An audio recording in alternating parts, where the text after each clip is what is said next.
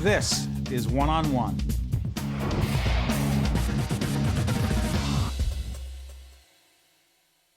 We are pleased to be joined by Eliseo Aleman, who is principal of Thomas Edison Elementary School in beautiful Union City, New Jersey. Good to see you. Thank you for having me.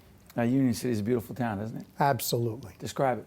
I love that town. It has a mixture of everything, but more than anything, it's such a cozy town when you have so many students, so many teachers, so many people living there.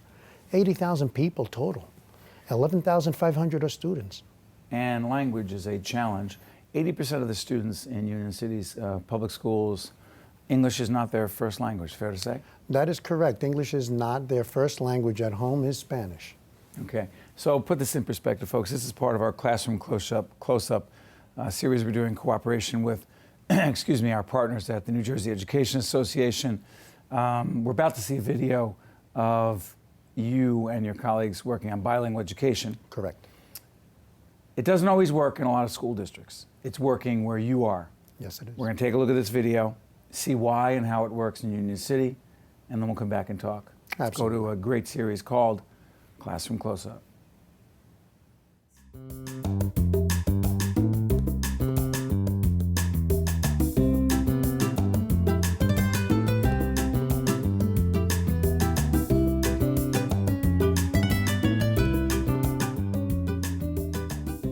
City, there are about 80,000 people, and within our school district, we have approximately 11,500 students. 97% of those students are Hispanic, and the first language is Spanish at home, and 87% of those students do receive free or reduced lunch, which means we are a poor urban community. But in spite of some of that, we are very, very proud of the results we're getting when it comes to educational and student achievement. De hablar con los administradores de esta escuela para que los padres de esta escuela también pudieran participar. Recognizing that 4 out of 5 families speak Spanish at home and that most students are bilingual, the Union City School District makes quality bilingual education a priority. La parte de atrás del libro. La parte de atrás. The bilingual education program here in Union City embraces the native culture of the students that come here. The teachers in bilingual education begin teaching in the native language, and as the children begin to show mastery, they move them along. Because when the muffins come out of the oven, they are hot. The culture that is being brought by those bilingual students here to this country and to our school is something that the teachers use to make them better, to teach them more, using their culture and language. Here at Edison, there's artwork everywhere, both professionally and student-rendered. Classrooms are busy beehives, and teachers are happy to talk about what makes it all work.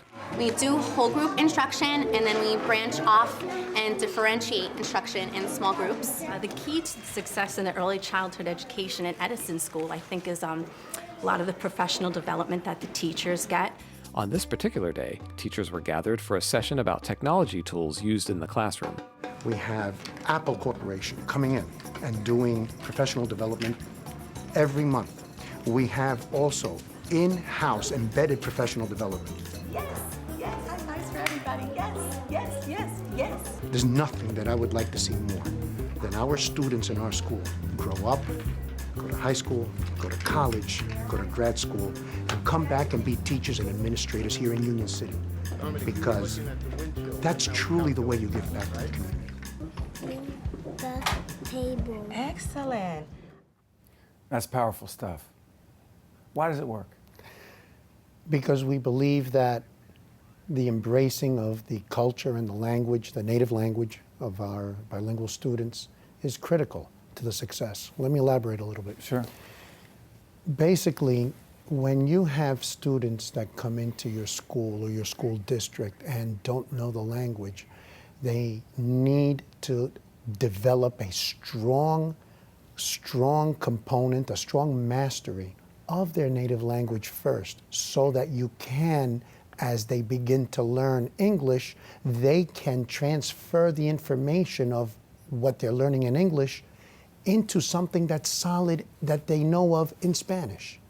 This way they're transferring knowledge. It's critical that their mastery of their home language be solid so that they can transfer information from the new language, which they're shaky on, to something that they can grab onto in their native language.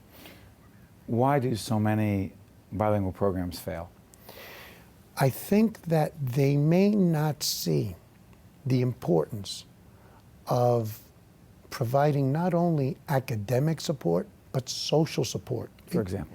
In Union City, we not only provide academic support to our bilingual students, but we also provide social support by having in-house counselors ready. Many of those bilingual students bring serious issues, both the student and the family.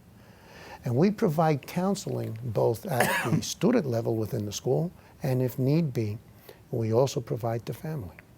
For example, you talk about these problems they face. Like what? For example, I had one student, I've had this happen at least 3 times, but I'll just say one right now, that his father went back to the native country on a business trip and was killed. And how does that student carry on? Over here, mom stayed here with him, the father went back on a business trip, father never returned, and it's happened 3 times. 3 times. 3 times. So these are situations that are critical. Where does your training come from to know how to do this? Where were you born and raised? I was born and raised in Jersey City. And born in Jersey City, stayed in Jersey City for a short time, then raised in Guttenberg and West New York, which is 2 towns over from Union City. Why do you connect with these kids? I connect with them because I see a lot of myself in them. I really do. My parents came here from Cuba many years ago. My father, my mother, very poor. And the first language that I learned in my home was Spanish.